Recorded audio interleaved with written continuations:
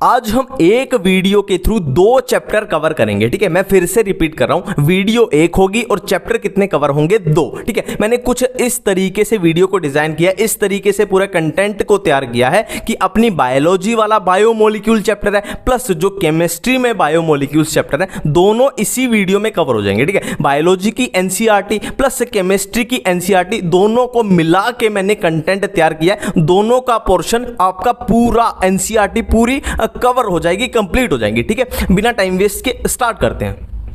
अपने चैप्टर का नाम है बायोमोलिक्यूल्स। ठीक है, तो बायोमोलिक्यूल्स की पहले डेफिनेशन देखते हैं। देखो सिंपल सी बात है, बायो का मतलब होता है लिविंग ऑर्गेनिज्म। तो एनसीईआरटी में साफ साफ लिखा हुआ है कि बायोमोलिक्यूल्स क्या होते हैं? Carbon compounds. और बायो मतलब लिविंग ऑर्गेनिज्म, मतलब लिविंग ऑर्गेनिज्म के अंदर जो कार्बन कंपाउंड्स होंगे उनको हम बोल देंगे बायोमोलिक्यूल्स। अब बायोमोलिक्यूल्स को 2 पार्ट में डिवाइड कर दिया गया, bio micromolecule and bio macromolecule. अब ये किस बेस पे किया गया, कौन सा एक्सपेरिमेंट हुआ था, ये भी हम आगे करेंगे। ठीक है, अब नाम से ही पता लग रहा है माइक्रो, माइक्रो मतलब ये छोटे होंगे, मतलब ये कम वेट वाले होंगे, और मैक्रो मतलब ये बड़े होंगे, ये ज्यादा वेट वाले होंगे। और इनका वेट भी एनसीईआरटी में स्पेसिफाई किया गया कि micro molecule, bio micro molecules का वेट कितना होता है? 18 से 800 डाल्टन तक। और मैक्रो मोलिक्यूल मतलब इनका वेट ज्यादा होगा, तो इनका वेट कितना होता है? 10,000 डाल्टन से ज्यादा। ठीक है, बिल्कुल क्लियर है।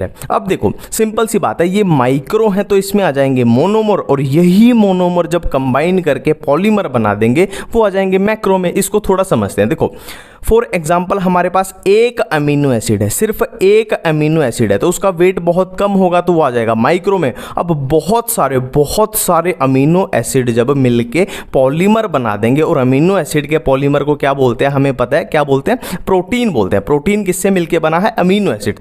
तो प्रोटीन जब बनेगा तो उसका वेट ज्यादा हो जाएगा ना, बहुत सारे अमीनो एसिड आ गए ना उसमें, तो यह आ जाएगा मैक्रोमोलिक्यूल में। ऐसे ही न्यूक्लियोटाइड, देखो न्यूक्लियोटाइड जब अकेला है तो वो उसका वेट कम है, बहुत कम है, तो वो माइक्रोमोलिक्यूल में। और वो जब कंबाइन करके बहुत सारे न्यूक्लियोटाइड कंबाइन करके जब पॉलीमर बना देंगे तो न्यूक्लिक एसिड बन जाएगा, तो वो आ जाएगा मैक्रो में। ऐसे ही एक मोनोसैकेराइड है, उसका वजन वेट बहुत कम है, और बहुत सारे मोनोसैकेराइड जब कंबाइन करके पॉलीमर बना देंगे, पॉलीसैकेराइड बना देंगे, तो उसका वेट ज्यादा हो जाएगा, तो वो आ जाएगा मैक्रो में। और लिपिड पे यहां पे स्टार लगा लेना, क्यों लगा लेना है वो हम आगे करेंगे, है ना। बस इतनी बात याद रखना कि लिपिड जो है वो मैक्रोमोलिक्यूल होता है ना। अब देखो ऐसा कौन सा एक्सपेरिमेंट है कि जिसके बेस पे हमने डिवीजन की बायो माइक्रोमोलिक्यूल्स एंड मैक्रोमोलिक्यूल्स की। ठीक है, देखो हमने एक लिविंग टिश्यू लिया, लिविंग टिश्यू फॉर एग्जांपल हमारे पास कोई लीवर था, और हमने उस लीवर में से छोटा सा पार्ट ले लिया। ठीक है, हमने एक लिविंग टिश्यू लिया, और उस लिविंग टिश्यू के अंदर हमने क्या डाल दिया?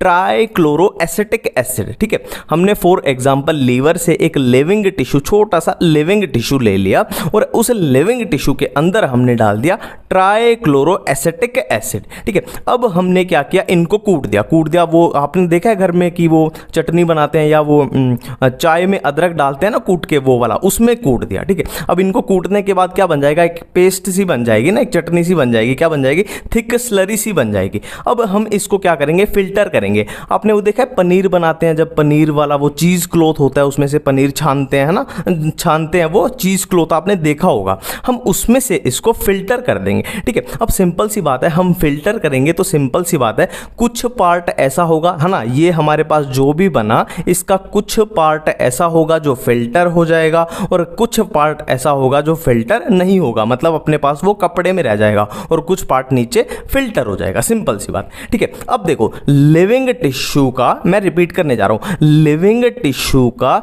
ऐसा पार्ट जो एसिड में सॉल्यूबल हो गया वो नीचे फिल्टर हो जाएगा। मैं फिर से बोलने जा रहा हूं, लिविंग टिश्यू का ऐसा पार्ट जो एसिड में, जो एसिड सॉल्यूबल, जो एसिड में सॉल्यूबल हो गया, वो एसिड के साथ साथ नीचे फिल्टर कर जाएगा, उसको बोल देंगे हम फिल्ट्रेट, है ना, फिल्ट्रेट और एसिड सॉल्यूबल पूल। ठीक है, और दूसरा पार्ट क्या बचा? जो फिल्टर नहीं हुआ, मतलब नॉन फिल्ट्रेट या रिटेंटेट। रिटेंटेट मतलब जो अपने वो कपड़े में रिटेंट हो गया, मतलब बोलते हैं ना रिटेंशन, मतलब वहीं पे रह गया, और इसको क्या बोल देंगे? एसिड इनसॉल्यूबल पूल है ना, ये सॉल्यूबल है तो ये इनसॉल्यूबल पूल, ठीक है। अब सिंपल सी बात है, जो एसिड में सॉल्यूबल हो गया और फिल्टर भी होगा तो जाहिर सी बात है वो पक्का साइज में छोटा रहा होगा, वो पक्का साइज में छोटा रहा होगा, इसीलिए तो वो फिल्टर हो गया, है ना। उसको बोलते हैं हमने बायो माइक्रो मॉलिक्यूल। और जो साइज में यानी वेट में या साइज में कुछ भी बोल लो, जो बड़ा होगा वो फिल्टर नहीं हो पाया, उसको हमने बोल दिया बायो मैक्रो मॉलिक्यूल, ठीक है। अब देखो मैंने बोला था कि लिपिड पे एक छोटा सा स्टार लगा लेना। अब ये स्टार क्यों लगाया, देखो लिपिड का जो वेट होता है ना वो 800 डाल्टन से कम होता है, लिपिड का वेट 800 डाल्टन से कम होता है, तो टेक्निकली लिपिड कहां पे आना चाहिए था, माइक्रो मॉलिक्यूल्स में आना चाहिए था, बट आया कहां पे, मैक्रो मॉलिक्यूल्स में। ऐसा क्यों हुआ, देखो जब हमने यहां पे इसको फिल्टर किया ना तो जो लिपिड है वो फिल्टर नहीं हो पाया, मतलब वो रिटेंटेट में अपने को मिला, ठीक है। तो वेट के हिसाब से तो हमें लिपिड कहां मिलना चाहिए था, फिल्ट्रेट में मिलना चाहिए था, बट मिला कहां पे, हमें वो रिटेंटेट में मिला, एसिड इनसॉल्यूबल पूल में मिला, ठीक है। अब ऐसा क्यों हुआ, इसका रीजन पूछना चाहिए आपको, तो मैं इसका आंसर देने जा रहा हूं कि लिपिड जो होते हैं वो नॉन सॉल्यूबल वेसिकल्स की फॉर्मेशन कर लेते हैं, लिपिड जो होते हैं वो नॉन सॉल्यूबल वेसिकल्स की फॉर्मेशन कर लेते हैं, इसीलिए वो 800 डाल्टन से कम वेट होते हुए भी कहां पे आएंगे, बायो मैक्रो मॉलिक्यूल्स में, क्योंकि वो नॉन सॉल्यूबल वेसिकल की वजह से यहां पे फिल्टर नहीं हो पाए, है ना। वो किस में मिले, हमें नॉन फिल्ट्रेट में मिले, फिल्टर हो ही नहीं पाए, सिंपल सी बात है। तो ऐसा कभी क्वेश्चन आए कि झूठा बायो मैक्रो मॉलिक्यूल कौन है, या ऐसा क्वेश्चन आए कि कौन स्ट्रिक्ट मैक्रो मॉलिक्यूल नहीं है, तो उसका आंसर जाएगा क्या, लिपिड जाएगा। एक एक बात अपनी क्लियर है यहां पे। अब नेक्स्ट देखो, एक ऐश एक्सपेरिमेंट होता है, ठीक है। ये किस लिए होता है, सिंपल सी बात है, हमें किसी भी लिविंग टिश्यू में पता लगाना है कि कौन से इनऑर्गेनिक कंपाउंड है और कितने इनऑर्गेनिक कंपाउंड है, ठीक है। तो हमने एक लिविंग टिश्यू लिया, फॉर एग्जांपल हमने एक पेड़ का पत्ता ले लिया, है ना, लीफ ले ली, एक पेड़ का पत्ता ले लिया। अब हमने क्या किया, उसके पानी को सुखा दिया, है ना, उसको धूप में रख दो कई दिनों तक, तो क्या होगा, उसका सारा पानी उड़ जाएगा, है ना। सारा पानी मतलब वेट वेट, जो गीला वेट था उसका उड़ गया। तो अब उसमें क्या बचा, सिर्फ ड्राई वेट बचा, है ना। हमारे पास क्या बचा, ड्राई टिश्यू बच गया अब, ठीक है। तो हमने क्या किया, ड्राई टिश्यू में हमने क्या किया, आग लगा दी, है ना, ड्राई टिश्यू को हमने जला दिया। अब जलाने से क्या होगा, जो भी ऑर्गेनिक कंपाउंड्स होंगे यानी कार्बन कंपाउंड्स होंगे वो CO2 के फॉर्म में, वाटर वेपर्स की फॉर्म में निकल जाएंगे, ठीक है। हम अगर सूखे पत्ते को जलाएंगे तो क्या होगा, जो भी ऑर्गेनिक कंपाउंड या कार्बन कंपाउंड्स होंगे वो धुएं के रूप में बोल लो, है ना, CO2 के रूप में, वाटर वेपर्स के रूप में निकल जाएंगे। तो बचेगा क्या, देखो यहां पे ऑर्गेनिक कंपाउंड निकल गए, तो बचा क्या, सिर्फ और सिर्फ इनऑर्गेनिक कंपाउंड, जिसको ऐश भी बोल लो, आप बोलते हैं ना, राख जिसको बोलते हैं ऐश, उसमें क्या बच गए, सिर्फ और सिर्फ इनऑर्गेनिक कंपाउंड, ठीक है। लिविंग टिश्यू था, सबसे पहले उसमें से हमने पानी निकाल दिया, पानी निकालने के बाद सिर्फ उसका ड्राई टिश्यू बच गया। अब ड्राई टिश्यू को हमने आग लगा दी, जला दिया, तो जलाने से क्या होगा, जो भी कार्बन कंपाउंड्स या ऑर्गेनिक कंपाउंड्स होंगे वो CO2 वाटर वेपर्स की फॉर्म में निकल जाएंगे, और बचेंगे क्या, ऑर्गेनिक निकल गए तो बचे क्या, इनऑर्गेनिक ही बचे। इनऑर्गेनिक इसकी फॉर्म में बचे, ऐश यानी राख की फॉर्म में। अब हमें पता चल गया कि इसमें कौन से इनऑर्गेनिक कंपाउंड है। नेक्स्ट है primary metabolites and secondary metabolites. देखो जो जैसे जैसे एनसीईआरटी में दिया हुआ है वैसे वैसे बताऊंगा पूरा, ठीक है। एनसीईआरटी कॉपी पेस्ट होगी पूरी, ठीक है। देखो प्राइमरी मेटाबोलाइट्स कहाँ पे होते हैं, इन एनिमल टिश्यू, और सेकेंडरी मेटाबोलाइट्स कहाँ पे, प्लांट्स में, फंगस में, माइक्रोब्स में, ठीक है। और प्राइमरी मेटाबोलाइट्स का फंक्शन क्या होता है, फिजियोलॉजिकल प्रोसेस। देखो नाम से ही इसको थोड़ा रिलेट करना कि प्राइमरी है तो बॉडी के प्राइमरी फंक्शन में इन्वॉल्व होगा, जैसे फिजियोलॉजिकल प्रोसेस, डायरेक्ट ग्रोथ हो गई बॉडी की, डेवलपमेंट हो गई, उसमें डायरेक्टली इन्वॉल्व होगा। और सेकेंडरी मेटाबोलाइट्स के बारे में एक अलग से लाइन एनसीईआरटी में साफ साफ लिखा हुआ है कि इनका रोल खास पता नहीं है हमें ना, सेकेंडरी मेटाबोलाइट्स असल में करते क्या है, इनका रीजन क्या है बनने का, खास किसी को पता नहीं है। बट ये हमें कुछ चीजें, इंपॉर्टेंट चीजें प्रोवाइड करा सकते हैं, जैसे रबड़ हो गई, ड्रग्स हो गए, स्पाइसेस हो गए, सेंट्स हो गए, पिगमेंट्स हो गए, ठीक है। एनसीईआरटी में जो भी टेबल्स दी हुई हैं उनकी टेंशन बिल्कुल भी मत लो, उनकी ट्रिक्स इस वीडियो के लास्ट पोर्शन में आपको ऑटोमेटिकली मिल जाएंगी। अब हम करने वाले हैं प्रोटीन्स है, ठीक है। देखो एक बात मैं फिर से रिपीट कर दूं कि इस वीडियो में मैंने बायोलॉजी की एनसीईआरटी और केमिस्ट्री की एनसीईआरटी दोनों को कंबाइन किया, ठीक है। तो हम बायोमोलिक्यूल केमिस्ट्री का भी बायोलॉजी का भी एक ही वीडियो के थ्रू टारगेट कर रहे हैं, ठीक है। नेक्स्ट है प्रोटीन्स, ठीक है। प्रोटीन्स क्या होता है? पॉलीमर्स ऑफ अमीनो एसिड, ठीक है। सिंपल सी बात है, बहुत सारे अमीनो एसिड मिलजुल के जब एक पॉलीमर बना देते हैं उसको बोलते हैं प्रोटीन्स, ठीक है। अब इन अमीनो एसिड के बारे में पढ़ते हैं कि अमीनो एसिड क्या होते हैं। देखो नाम से ही क्लियर हो रहा है, अमीनो मतलब इसमें क्या होगा, एक अमीनो ग्रुप होगा, NH2 ग्रुप होगा। एसिड मतलब इसमें एक एसिड ग्रुप होगा, COOH ग्रुप होगा। सिंपल सी बात है ना, नाम से ही कवर हो रहा है। अमीनो मतलब इसमें एक अमीन ग्रुप होगा और एक एसिड ग्रुप होगा, बिल्कुल क्लियर है, ठीक है। अब थोड़ी सी स्ट्रक्चर देखते हैं एक अमीनो एसिड की। देखो ये एक अमीनो एसिड की स्ट्रक्चर है। तो हमने बात की कि अमीनो एसिड में एक अमीनो ग्रुप होगा, ये रहा अमीनो ग्रुप, और एक क्या होगा, एसिड ग्रुप होगा, ये रहा एसिड ग्रुप। ये कार्बन है, एक अमीनो ग्रुप, एक एसिड ग्रुप, और एक इस पे होगा हाइड्रोजन। तो hydrogen, acid group, amino group, ये चीजें, ये तीन चीजें क्या रहेंगी, सारे अमीनो एसिड में कांस्टेंट रहेंगी, ठीक है। मैं फिर से रिपीट कर रहा हूं कि एक हाइड्रोजन, एक एसिड ग्रुप, एक अमीनो ग्रुप, सारे के सारे जितने भी टोटल 20 अमीनो एसिड होते हैं हमारे पास, उन सब में ये तीन चीजें कॉमन रहेंगी। जो वेरिएबल चीज होगी वो होगी ये वाली R। अब ये R कुछ भी हो सकता है ना, और इसी R के बेस पे हमने अमीनो एसिड को 20 पार्ट में डिवाइड किया है ना। फॉर एग्जांपल R, ये किसी में हाइड्रोजन है तो वो अलग अमीनो एसिड हो गया, किसी में मिथाइल ग्रुप है तो वो अलग अमीनो एसिड हो गया, किसी में इथाइल ग्रुप है वो अलग अमीनो एसिड हो गया, है ना। तो इसी के बेस पे, ठीक है।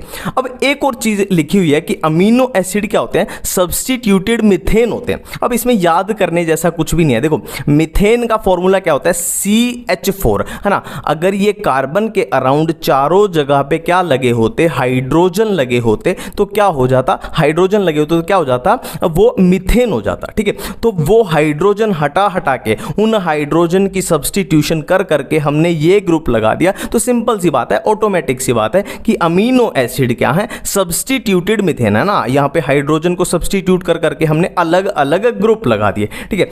अब एक चीज आती है ज्विटर आयन, ठीक है। अब देखते हैं कि ये क्या पंगा है। देखो हमने ये स्ट्रक्चर अभी की, देखो ये अपना क्या था, एसिड ग्रुप था, है ना। ये अपना क्या था, एसिड ग्रुप था। तो एसिड का क्या क्या होता है, H+ देना, ठीक है। ये सिंपली क्या करेगा, इस H+ को देगा, इस H+ को रिलीज करेगा। तो यहां पे कैसा चार्ज आ जाएगा, ये नेगेटिव चार्ज आ जाएगा। तो अगर इस H+ को, जो यहां से H+ ये रिलीज होगा, अगर इसको ये NH2 ग्रुप कैच कर ले, NH2 ग्रुप इसको कैच कर ले, तो H+ आया तो यहां पे कैसा हो जाएगा, NH3 पॉजिटिव हो जाएगा। तो इसी स्ट्रक्चर को क्या बोल देंगे, ज्विटर आयन, ठीक है। तो यहां से H+ निकला तो यहां पे नेगेटिव, और इसने इसको कैच कर लिया तो यहां पे पॉजिटिव, NH3 पॉजिटिव। ये सिंपल सी बात है, ज्विटर आयन।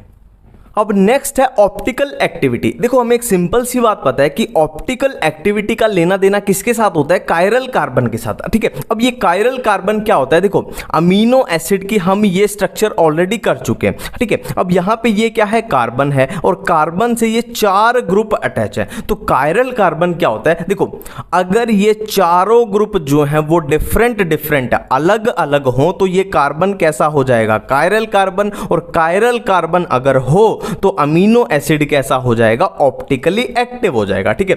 तो हमने ये बात कर चुके हैं हम ऑलरेडी कि अमीनो एसिड की केस में कि ये तीन जो ग्रुप हैं वो बिल्कुल फिक्स होते हैं कि यहां पे हाइड्रोजन, यहां पे एसिड ग्रुप, यहां पे अमीनो ग्रुप। तो ये तो अलग अलग होंगे ही होंगे, ठीक है। बात करते हैं अब इसकी, ठीक है। तो हमने बात की थी कि ग्लाइसिन के केस में यहां पे क्या होता है, हाइड्रोजन होता है। तो यहां भी हाइड्रोजन, यहां भी हाइड्रोजन। तो ग्लाइसिन कैसा हो जाएगा, ऑप्टिकली इनएक्टिव हो जाएगा, ठीक है। तो ग्लाइसिन को छोड़ के जितने भी अमीनो एसिड हैं सारे ऑप्टिकली एक्टिव होते हैं। क्यों होते हैं, क्योंकि सब में क्या होता है, कायरल कार्बन प्रेजेंट होता है, ठीक है। तो all amino acids are optically active except glycine, ठीक है। और ऑप्टिकली एक्टिव जो अपने अमीनो एसिड होते हैं वो 2 फॉर्म में प्रेजेंट होते हैं, D form and L form. इसके बारे में इतना डिटेल में जानने की जरूरत नहीं है कि अभी आपको इतना नहीं पूछा जाएगा D फॉर्म क्या होती है, L फॉर्म क्या होती है। बस इतना याद रखो कि ऑप्टिकली एक्टिव सारे अमीनो एसिड होते हैं ग्लाइसिन को छोड़ के, ठीक है, सिर्फ और सिर्फ ग्लाइसिन को छोड़ के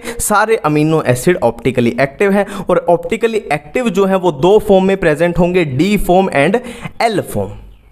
अब नेक्स्ट देखो, अमीनो एसिड दो टाइप के हो सकते हैं, essential amino acid and non essential amino acid. अब ये तो बिल्कुल नाम से ही पता लग रहा है, एसेंशियल मतलब हमें वो चाहिए, मतलब हमें वो बाहर से चाहिए। तो सिंपल सी बात है, हमें कोई अमीनो एसिड अगर बाहर से चाहिए तो ऑटोमेटिकली सिंपल सी बात है हमारी बॉडी उस चीज को सिंथेसाइज नहीं कर पाएगी, ठीक है। और नॉन एसेंशियल मतलब हमें बाहर से नहीं चाहिए, मतलब हमारी बॉडी उसको बना सकती है, हमारी बॉडी उसको सिंथेसाइज कर सकती है, ठीक है। अब एसेंशियल अमीनो एसिड कौन से होते हैं, ये बहुत इंपॉर्टेंट है याद करना आपके लिए, ठीक है। तो मैं इसकी एक सिंपल सी ट्रिक बताऊंगा। तो अब हम करने वाले हैं एसेंशियल अमीनो एसिड्स को याद करने की ट्रिक। देखो बहुत सिंपल ट्रिक है, एक लव स्टोरी है, और लव स्टोरी किसकी, अर्जुन और लूसी की, अर्जुन और लूसी की लव स्टोरी है। और जो अर्जुन है ना वो बहुत हैंडसम है, बहुत हैंडसम है एक लड़का जिसका नाम अर्जुन है, और उसकी हम लव स्टोरी देख रहे हैं किसके साथ, लूसी के साथ, ठीक है।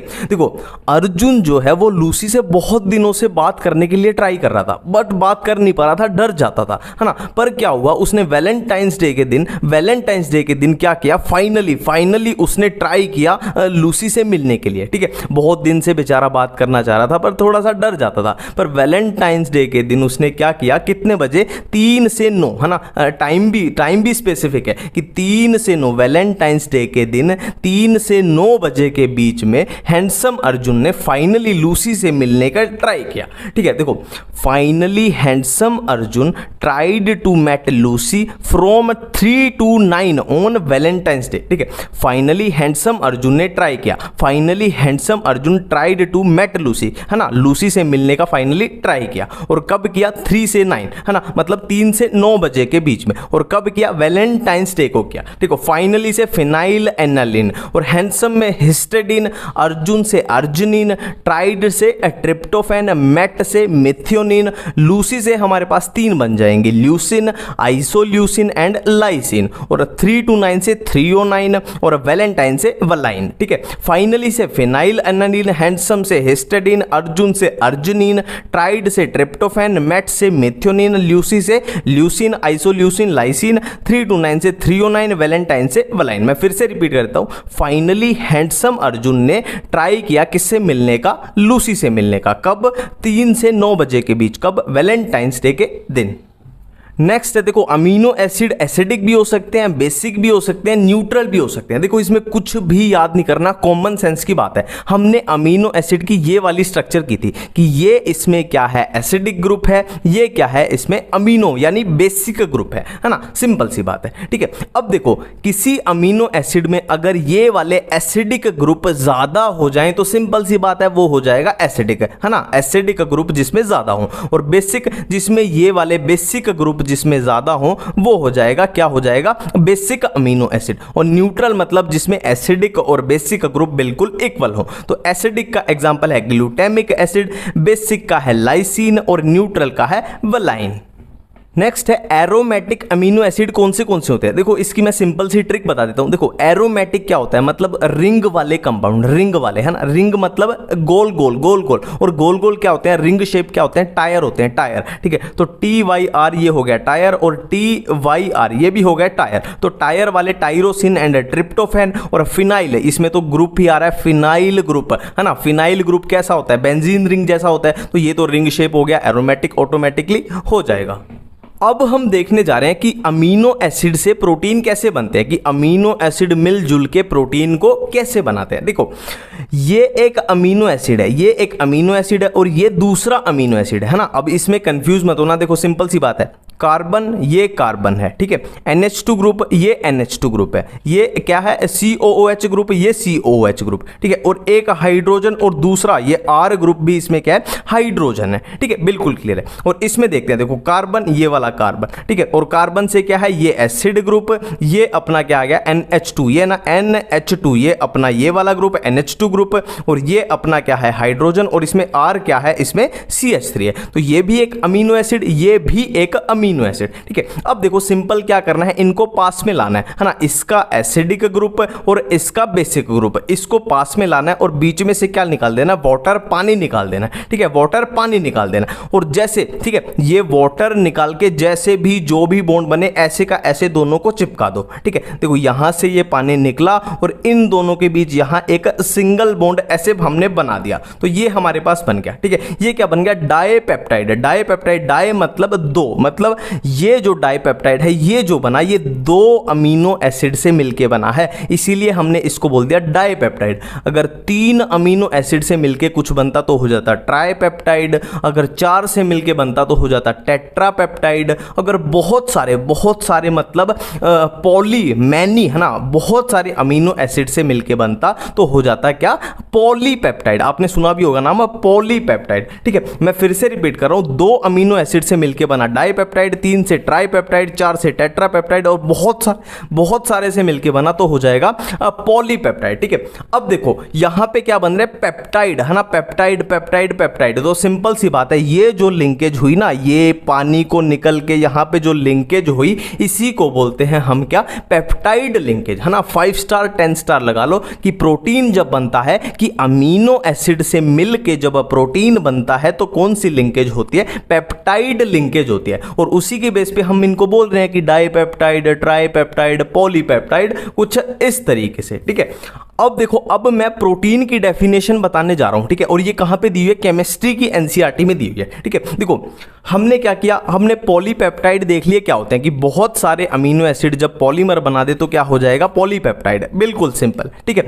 तो ऐसे पॉलीपेप्टाइड जिसमें 100 से ज्यादा अमीनो एसिड हो, ठीक है। देखो हम क्या कर रहे थे, 2 3 4 मैनी मतलब 100 से ज्यादा अमीनो एसिड जब मिलके पॉलीपेप्टाइड बनाए, प्लस उसका मॉलिक्यूलर वेट 10,000 डाल्टन से ज्यादा हो, ठीक है, प्लस उसका मॉलिक्यूलर वेट 10,000 डाल्टन से ज्यादा हो, उसको बोल देंगे प्रोटीन। मैं फिर से रिपीट कर रहा हूं कि ऐसा पॉलीपेप्टाइड जिसमें 100 से ज्यादा अमीनो एसिड हो और क्या है, उसका मॉलिक्यूलर वेट 10,000 डाल्टन से ज्यादा हो, तो उसको क्या बोल देंगे हम, प्रोटीन। अब देखो इसका वेट कितना है, 10,000 डाल्टन से ज्यादा, तो अब याद करो ये किसमें आएगा, मैक्रोमोलिक्यूल, बायो मैक्रोमोलिक्यूल में, ठीक है। बट यहां पे केमिस्ट्री की ही एनसीईआरटी में एक एक्सेप्शन दी हुई है कि जो इंसुलिन होता है, इंसुलिन जो प्रोटीन होता है ना, उसमें क्या है, ओनली 51 अमीनो एसिड होते हैं। देखो हमने डेफिनेशन की कि प्रोटीन के लिए मिनिमम 100 अमीनो एसिड होने चाहिए, बट इंसुलिन एक एक्सेप्शन है, इसमें सिर्फ और सिर्फ 51 अमीनो एसिड है। और ये कहां पे दी हुई है, अपनी केमिस्ट्री की एनसीईआरटी में ये डेफिनेशन दी हुई है। अब नेक्स्ट एक वर्ड आता है डीनेचुरेशन ऑफ प्रोटीन, है ना, नाम से ही पता लग रहा है डीनेचुरेशन मतलब कोई भी चीज अपनी नेचुरल फॉर्म में प्रेजेंट थी, अगर हम उसमें कुछ बदलाव ला दें, मतलब उसको अबनॉर्मल कर दें, कुछ भी करके उसको हाई टेम्परेचर देके या लो टेम्परेचर देके या एसिडिक कंडीशन देके या बेसिक कंडीशन देके उसको अपनी नॉर्मल फॉर्म से हम हटा दें, कुछ गड़बड़ी ला दें, तो यही होती है डीनेचुरेशन। अब डीनेचुरेशन ऑफ प्रोटीन में क्या होगा, सिंपल सी एनसीईआरटी में लिखी हुई है। देखो मैं फिर से बोल रहा हूं कि मैं बायो और केमिस्ट्री दोनों की एनसीईआरटी पढ़ा रहा हूं, दोनों की एनसीईआरटी, ताकि आपके 2 चैप्टर कवर हो जाए, ठीक है। देखो अगर when protein is subjected to physical और केमिकल चेंजेस, मतलब हमने प्रोटीन को बहुत ज्यादा टेम्परेचर दे दिया या बहुत कम टेम्परेचर दे दिया या बहुत एसिडिक पीएच दे दी या बेसिक पीएच दे दी, ठीक है, तो इससे क्या होगा, उसकी स्ट्रक्चर में चेंजेस आने लग जाते हैं। जैसे उसके हाइड्रोजन, प्रोटीन के अंदर जो हाइड्रोजन बॉन्ड है वो डिस्टर्ब हो जाएंगे, है ना, जो ग्लोब्यूल्स है वो अनफोल्ड हो जाएंगे, जो प्रोटीन की हेलिक्स है वो अनकोइल्ड हो जाएगी, है ना, ये सब चेंजेस आने लग जाएंगे, है ना। जैसे आपने घर में भी देखा होगा, मान लो आप दाल बनाते हो, है ना, दाल बनाते हो, दाल में क्या होता है, प्रोटीन होता है, तो दाल को आप बार बार गर्म करते रहो, बहुत देर तक गर्म करते रहो, बार बार गर्म करते रहो, तो उससे क्या होगा, उसके प्रोटीन डीनेचर हो जाएंगे, उसका टेस्ट अजीब सा हो जाएगा, ना ही वो आपको फायदा करेगी, ठीक है।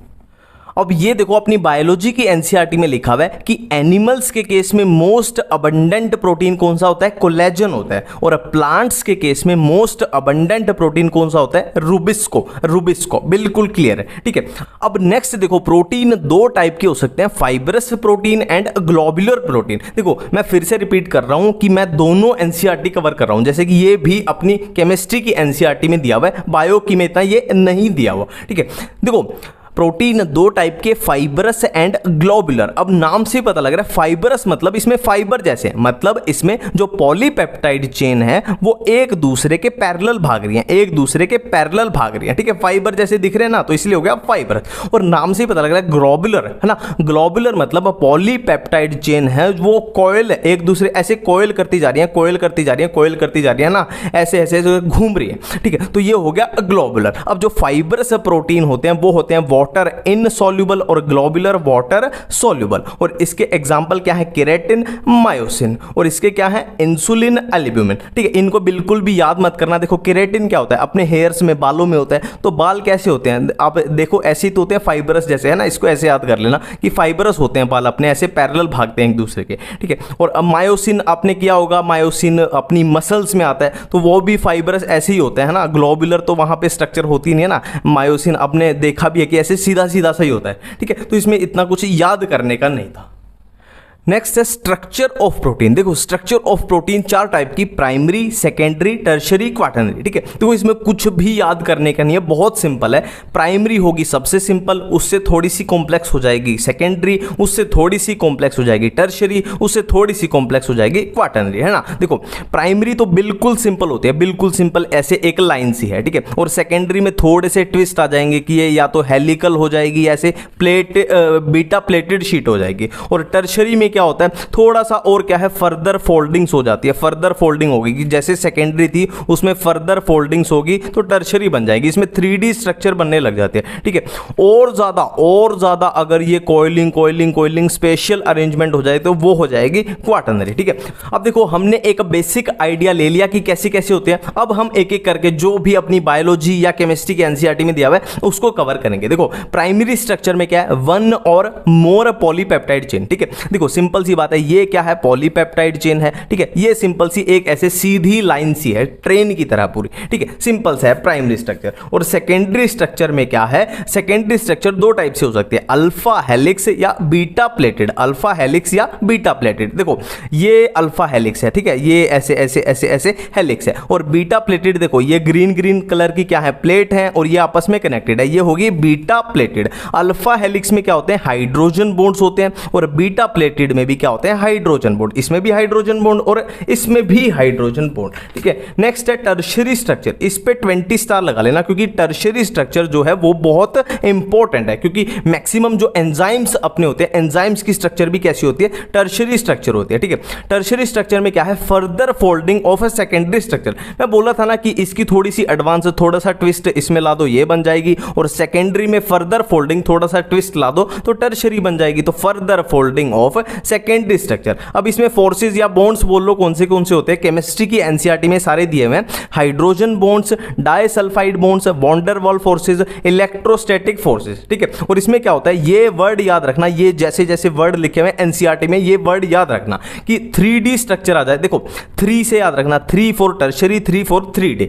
3D स्ट्रक्चर कहां पे बनती है, टर्शियरी में बनती है, याद रखना ये बात, ये बहुत क्वेश्चन इंपॉर्टेंट है, ठीक है। और होलो वूलन बोन, है ना, ऊन, आपने देखा ना स्वेटर बनाते हैं, बचपन में मम्मी बनाती थी स्वेटर, तो जो ऊन की बॉल होती है, ऊन की, वूल की, है ना, बॉल होती है, तो ये कुछ वैसा सा दिखता है, ठीक है, याद रखना ये बात, ठीक। और लास्ट है क्वाटरनरी स्ट्रक्चर। देखो क्वाटरनरी स्ट्रक्चर में आपसे एक ही रिक्वेस्ट है कि एक वर्ड आपको याद रखना है, स्पेशल अरेंजमेंट। स्पेशल अरेंजमेंट नाम आते ही क्या होगी, quaternary structure, spatial arrangement of proteins with respect to each other, किसमें, क्वाटरनरी में, सिंपल सी बात है। और इसका एग्जांपल क्या है, हीमोग्लोबिन। हीमोग्लोबिन के बारे में हम आगे भी पढ़ेंगे, अभी टेंशन मत लो, अल्फा चेन, बीटा चेन, कोई दिक्कत नहीं है, ठीक है। अब ये एक एनसीईआरटी में टेबल सी दी हुई है, ठीक है, ये कुछ प्रोटीन्स है, ये उनके फंक्शन है, कुछ भी याद नहीं करना, ऑटोमेटिक है, कॉमन सेंस की बात है, ठीक है। कोलेजन है, हमने टिश्यू वाले चैप्टर में ऑलरेडी कर चुके हैं कि इंटरसेलुलर ग्राउंड सब्सटेंस है। ट्रिप्सिन क्या होता है, डाइजेशन वाले चैप्टर में करते हैं ना, ट्रिप्सिन, ट्रिप्सिनोजन क्या होता है, एंजाइम होता है। और इंसुलिन एक हार्मोन होता है, ये तो कॉमन सेंस की बात है। और एंटीबॉडी भी कॉमन सेंस है, फाइट इन्फेक्शन, मतलब डिजीज के साथ फाइट करेगी एंटीबॉडी, कॉमन सेंस की बात है। और रिसेप्टर कहां होंगे, रिसेप्टर भी कॉमन सेंस है, कहां होंगे, sensory reception, smell, taste, hormone, ये रिसेप्टर होता है ना। और ये ग्लूट4 क्या है, enable glucose transport into cell. देखो ग्लू से याद कर लेना, ग्लूकोज, ग्लू से ग्लूकोज, है ना, सिंपल सी बात है। नेक्स्ट हम करने जा रहे हैं कार्बोहाइड्रेट्स। ठीक है, देखो मैं एक बात फिर से रिपीट कर दूं कि मैंने इस वीडियो में जो भी कंटेंट तैयार किया है वो बायो की एनसीईआरटी और केमिस्ट्री की एनसीईआरटी दोनों को मिला के किया। तो ऐसे मत करना कि ये यहां पे नहीं था, ये यहां पे नहीं था, तो कंफ्यूज मत होना। दोनों की एनसीईआरटी पूरी कवर हो रही है। ठीक है, अपने 2 चैप्टर कवर हो रहे हैं। देखो कार्बोहाइड्रेट्स को हमने किस किस बेसिस पे डिवाइड किया, कार्बोहाइड्रेट्स को हमने किस किस बेसिस पे डिवाइड किया, हाइड्रोलिसिस के बेसिस पे, टेस्ट एंड सॉल्युबिलिटी के बेसिस पे और रिड्यूसिंग नेचर के बेसिस पे। देखो मैं इस तरीके से कराऊंगा, आपकी जो भी आज तक कंफ्यूजन होती थी सारी बिल्कुल क्लियर हो जाएंगे। ठीक है, सिंपल सी बात है। अब हम एक एक करके बात करेंगे कि हाइड्रोलिसिस के बेसिस पे कैसे किया, टेस्ट एंड सॉल्युबिलिटी के बेसिस पे कैसे किया और रिड्यूसिंग नेचर के बेसिस पे कैसे किया। तो सबसे पहले क्या है, carbohydrates on the basis of hydrolysis 3 type के हैं, मोनोसैकेराइड, ओलिगोसैकेराइड एंड पॉलीसैकेराइड। ठीक है, देखो ऐसे कार्बोहाइड्रेट्स जो हाइड्रोलाइज नहीं होते वो क्या हो जाएंगे, मोनोसैकेराइड। और ऐसे कार्बोहाइड्रेट्स जो हाइड्रोलाइज होते हैं किसमें, 2 to 10 यूनिट्स, 2 से 10 यूनिट में जो हाइड्रोलाइज होते हैं वो ओलिगोसैकेराइड। और जो मैनी यूनिट्स, बहुत सारी यूनिट्स में जो हाइड्रोलाइज हो जाते हैं वो हो जाएंगे अपने पॉलीसैकेराइड। तो सिंपल सी बात है, मोनोसैकेराइड क्या है, हाइड्रोलाइज नहीं होंगे, और जो 2 से 10 यूनिट्स में हाइड्रोलाइज होंगे वो होंगे ओलिगोसैकेराइड। और जो बहुत सारी यूनिट्स में हाइड्रोलाइज होंगे वो हो जाएंगे अपने पॉलीसैकेराइड। बिल्कुल क्लियर है, अपना हाइड्रोलिसिस वाला क्लियर है। अब हम चलते हैं टेस्ट एंड सॉल्युबिलिटी के बारे में। ठीक है, अब नेक्स्ट देखो कार्बोहाइड्रेट्स को हमने टेस्ट एंड सॉल्युबिलिटी के बेस पे 2 पार्ट में डिवाइड किया, शुगर एंड नॉन शुगर। नाम से ही पता लग रहा है, शुगर मतलब ये क्या होंगे, स्वीट इन टेस्ट होंगे, और शुगर चीनी क्या होती है, पानी में सॉल्युबल होती है, तो सॉल्युबल इन वाटर होंगे। Sweet in taste, soluble in water. और नॉन शुगर क्या है, स्वीट नहीं होंगे, बिल्कुल इसका ऑपोजिट, और सॉल्युबल भी नहीं होंगे। और शुगर में क्या क्या आता है, मोनोसैकेराइड्स आते हैं अपने, और क्या आते हैं, डाइसैकेराइड्स आते हैं। और नॉन शुगर में क्या है, सारे पॉलीसैकेराइड आ जाएंगे। ठीक है, बिल्कुल क्लियर है। अब क्या है, अपना टेस्ट एंड सॉल्युबिलिटी वाला भी हो चुका है। अब हम चलते हैं रिड्यूसिंग नेचर वाले पे। ठीक है, देखो सारी कंफ्यूजन बिल्कुल क्लियर हो जाएंगी बेसिक तरीके से। कार्बोहाइड्रेट्स को हमने रिड्यूसिंग नेचर के बेस पे 2 पार्ट में डिवाइड किया कि कौन से रिड्यूसिंग एंड नॉन रिड्यूसिंग। अब नाम से पता लग रहा है, रिड्यूसिंग मतलब ऐसे कार्बोहाइड्रेट्स जो टॉलन एंड फेलिंग रिएजेंट को रिड्यूस कर दें वो क्या हो जाएंगे, रिड्यूसिंग कार्बोहाइड्रेट्स। ठीक है, और ऐसे कार्बोहाइड्रेट्स जो टॉलन एंड फेलिंग रिएजेंट को रिड्यूस ना कर पाए, can not reduce Tollen and Fehling, वो हो जाएंगे नॉन रिड्यूसिंग। ठीक है, अब रिड्यूसिंग में क्या है, सारे कार्बोहाइड्रेट्स एक्सेप्ट सुक्रोज। ठीक है, सिर्फ और सिर्फ जो सुक्रोज है वो है नॉन रिड्यूसिंग। मैं फिर से रिपीट कर रहा हूं, सिर्फ और सिर्फ सुक्रोज है वो है नॉन रिड्यूसिंग, बाकी कैसे हैं, सारे रिड्यूसिंग है, बाकी सारे रिड्यूसिंग है। ठीक है, अब देखो बायोमोलिक्यूल चैप्टर में चाहे वो बायोलॉजी का हो या केमिस्ट्री का हो, अपना मेन लेन देन किसके साथ होता है, इनके साथ होता है, मोनोसैकेराइड्स, ओलिगोसैकेराइड, पॉलीसैकेराइड, इस डिवीजन के साथ अपना मेन लेन देन है। ठीक है, तो इनको बारी बारी से करते हैं, पहले मोनोसैकेराइड, फिर ओलिगोसैकेराइड, फिर पॉलीसैकेराइड। देखो मोनोसैकेराइड्स में अगर एल्डिहाइड ग्रुप प्रेजेंट हो तो वो क्या हो जाएंगे, एल्डोज हो जाएंगे। और अगर मोनोसैकेराइड्स में कीटोन ग्रुप हो तो क्या हो जाएंगे, कीटोज हो जाएंगे। और एल्डोज के एग्जांपल क्या, एरिथ्रोज, राइबोज, ग्लूकोज। और कीटोज के एरिथ्रुलोज, राइबुलोज, फ्रक्टोज। देखो इन जनरल क्या रूल होता है कि एल्डिहाइड वाले में क्या होता है, एल्डोज वालों में क्या होता है, जो सफिक्स होता है वो OSE ओज होता है। देखो OSE ओज, और इधर भी ओज आ रहा है। ठीक है, और कीटोन वाले में क्या होता है, उलोज होता है, जैसे इरिथ्रुलोज, राइबुलोज, है ना। इन जनरल बात की है ना, मैंने बोला कि मैक्सिमम केसेस में, इसलिए फ्रक्टोज में नहीं होता। ठीक है, सिंपल सी बात है। अब नेक्स्ट है डाइसैकेराइड। ठीक है, ये हमारे पास कौन से माल्टोस है, लैक्टोस है, सुक्रोस है। ठीक है, माल्टोस किससे मिलकर बना है, alpha glucose plus alpha glucose, only alpha glucose से। और लैक्टोस किससे मिलकर बना है, बीटा ग्लूकोज प्लस बीटा गलैक्टोज। और सुक्रोस किससे, alpha glucose plus beta fructose से। अब हम करने वाले हैं पॉलीसैकेराइड्स। ठीक है, अब पॉलीसैकेराइड्स को पढ़ने से पहले एक बात याद करो, हमने क्या बात की थी कि पॉलीसैकेराइड्स क्या होते हैं, बायो मैक्रोमोलिक्यूल। पॉलीसैकेराइड्स क्या होते हैं, बायो मैक्रोमोलिक्यूल्स। ठीक है, देखो पॉलीसैकेराइड अब 2 टाइप के हो सकते हैं, होमो पॉलीसैकेराइड या हेटेरो पॉलीसैकेराइड। होमो नाम से ही पता लग रहा है सेम, जिसमें जो अपनी यूनिट्स होंगी वो सारी सेम होंगी। और हेटेरो में क्या है, डिफरेंट नाम से हो रहा है। और होमो पॉलीसैकेराइड के एग्जांपल है cellulose, starch, glycogen, chitin, inulin, dextrin. और हेटेरो के क्या है, hyaluronic acid, pectin, heparin, hemicellulose, है ना। अब यहाँ पे मैंने 3 स्टार लगाए हैं क्योंकि ये सबसे इंपॉर्टेंट है, ये हमें थोड़े डिटेल में पढ़ने हैं। कौन से सेलुलोज, स्टार्च और क्या है अपना ग्लाइकोजन, ठीक है। इनको थोड़ा सा डिटेल में देखते हैं। सबसे पहले हम देखते हैं स्टार्च। देखो स्टार्च किससे मिलके बना होता है, अमाइलोज से और अमाइलोपेक्टिन से। स्टार्च मिलके बना होता है किससे, अमाइलोज एंड अमाइलोपेक्टिन से। जो अमाइलोज होता है वो स्टार्च का कितनी परसेंट बनाता है, 15 to 20% स्टार्च की फॉर्मेशन करता है अमाइलोज, मतलब इसकी हिस्सेदारी बोल सकते हो। और स्टार्च के अंदर अमाइलोपेक्टिन की कितनी हिस्सेदारी है, 85%, ठीक है। अब देखो यहां पे इंपॉर्टेंट बात है, अमाइलोज जो होता है वो अनब्रांच्ड पॉलीमर होता है, अनब्रांच्ड, और अमाइलोपेक्टिन क्या है, ब्रांच्ड पॉलीमर। बहुत इंपॉर्टेंट है, 20 स्टार लगा लेना। अमाइलोज जो है वो अनब्रांच्ड है और अमाइलोपेक्टिन है वो ब्रांच्ड है, और दोनों किससे मिलके बने, अल्फा ग्लूकोज अल्फा ग्लूकोज, ये तो सिंपल है ना, ग्लूकोज ग्लूकोज से मिलके बने, बिल्कुल क्लियर है, ठीक है। अब इसके बाद हम क्या करने वाले हैं, ग्लाइकोजन करने वाले हैं। ग्लाइकोजन, ग्लाइकोजन क्या होता है, एनिमल स्टार्च। ग्लाइकोजन को हम क्या बोल सकते हैं, एनिमल स्टार्च बोल सकते हैं। और इसकी स्ट्रक्चर किसके सिमिलर होते हैं, अमाइलोपेक्टिन के। अमाइलोपेक्टिन के मतलब ग्लाइकोजन भी क्या होगा, ब्रांच्ड पॉलीमर होगा, किसका, अल्फा ग्लूकोज का, बिल्कुल सिंपल। और कहां पे प्रेजेंट होता है, लीवर, मसल, ब्रेन, ठीक है।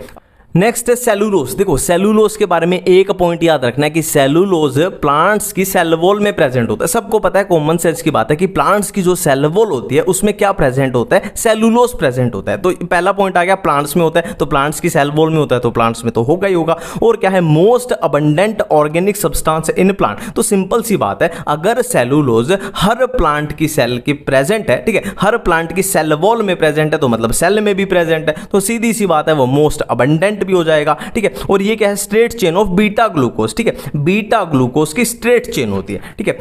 अब देखो यहां पे हमारे पास ये बहुत सारी कंफ्यूजन बन गई, हम इनको यहां पे एक जगह पे कंबाइन कर लेते हैं कि माल्टोस में क्या है, ओनली अल्फा ग्लूकोज, लैक्टोस में क्या, beta glucose plus beta galactose, sucrose में क्या है, alpha glucose plus beta fructose, cellulose में ओनली बीटा ग्लूकोज, ग्लाइकोजन में बीटा ग्लूकोज ओनली, है ना। और स्टार्च में क्या है, अमाइलोज, अमाइलोपेक्टिन, अमाइलोज में क्या थे, ओनली अल्फा ग्लूकोज, और अमाइलोपेक्टिन में भी ओनली अल्फा ग्लूकोज। अब देखो एक ये बायोलॉजी की एनसीईआरटी में दिया हुआ है कि जो स्टार्च होता है वो आयोडीन के साथ ब्लू कलर देता है और सेल्यूलोज आयोडीन के साथ कोई भी कलर नहीं देता, ठीक है। इसकी आप सिंपल सी ट्रिक से आप इसको याद रख सकते हो कि SBI है ना, SBI मतलब state bank of India, SBI, S से स्टार्च, B से ब्लू, I से आयोडीन, और सेल्यूलोज कोई भी कलर नहीं देता, ठीक है।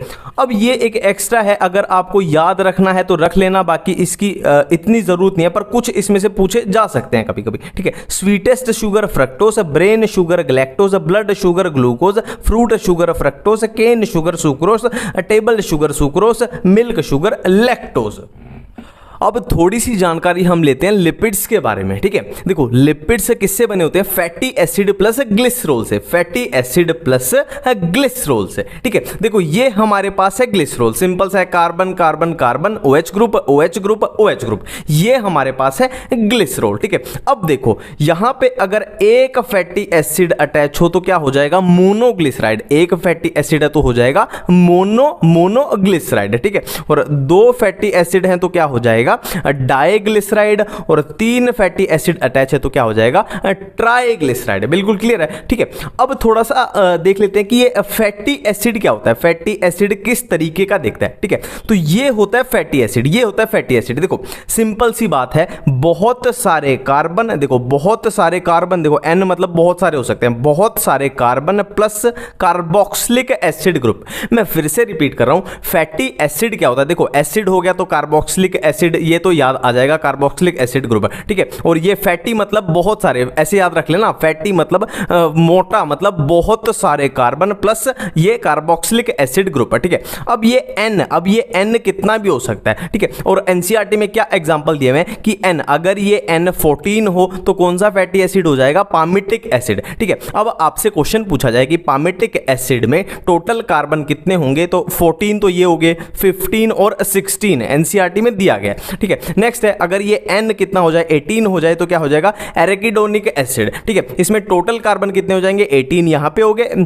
और ये 19 ये 20। एराकिडोनिक एसिड में टोटल कार्बन कितने, 20। ठीक है, अब नेक्स्ट देखो, फैटी एसिड जो है वो दो टाइप के हो सकते हैं। ठीक है, देखो अगर फैटी एसिड में डबल बॉन्ड एब्सेंट है तो हो जाएगा सैचुरेटेड फैटी एसिड, और अगर डबल बॉन्ड प्रेजेंट है तो हो जाएगा अनसैचुरेटेड फैटी एसिड। ठीक है, अब एक एनसीईआरटी में ये दिया हुआ है, देखो फैट्स एंड ऑयल्स। देखो बिल्कुल कॉमन सेंस की बात है, फैट्स क्या होते हैं, मान लो घी होता है, और ऑयल्स क्या होते हैं, सरसों का तेल है, घी और सरसों का तेल। ठीक है, अब देखो फैट्स का जो मेल्टिंग पॉइंट होता है वो कम होता है और ऑयल्स का मेल्टिंग पॉइंट होता है वो ज्यादा होता है। अब बिल्कुल भी इसको याद नहीं करना, सिंपली देखो सर्दियों में घी जो होता है वो बिल्कुल जम जाता है, बट ऑयल जो सरसों का तेल लगा लो तेल होता है वो बिल्कुल वैसा ही रहता है ना। सर्दियों में जो घी होता है वो जम जाता है क्योंकि उसका मेल्टिंग पॉइंट जो है वो कम है। ठीक है, और ऑयल का हायर मेल्टिंग पॉइंट है, इसीलिए वो बिल्कुल वैसा ही रहता है, वो जमता नहीं है, कॉमन सेंस की बात। ठीक है, अब एक नेक्स्ट एनसीईआरटी में बात की गई है कि कुछ लिपिड्स